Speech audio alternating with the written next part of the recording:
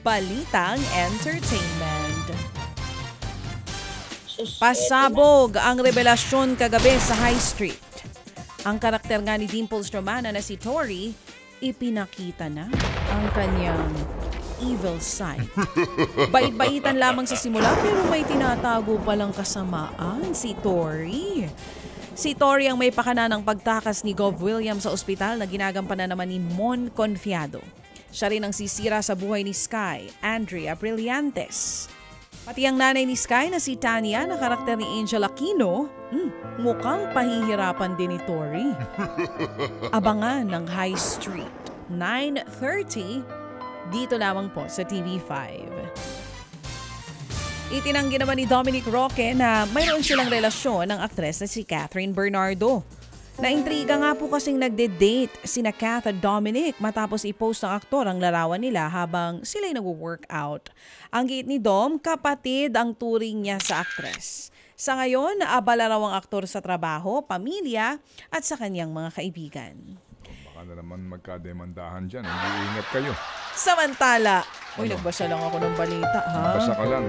Oo, binasa ko lang. Nagpo-post ba ulit? Nagpo-post kasi nga Sino nag-post? Yung si Dominic. Kaya na naman kayo. Post na naman kayo ng post pagkatapos yan eh.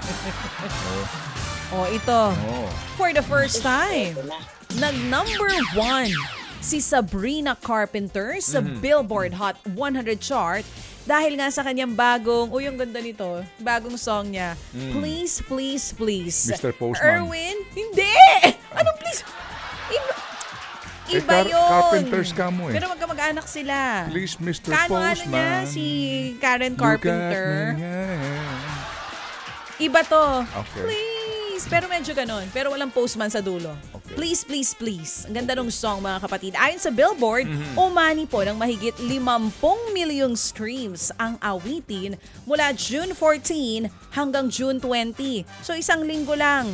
Ganun kaagad kadami ang streams ng song. Okay. Nagpasalamat naman si Sabrina sa bago niyang achievement na hindi niya raw kailanman makakalimutan. Alright. Nangako ang singer na maglalabas pa ng ibang mga awitin. Ika-4 naman sa chart ang isa niya pang song na Espresso.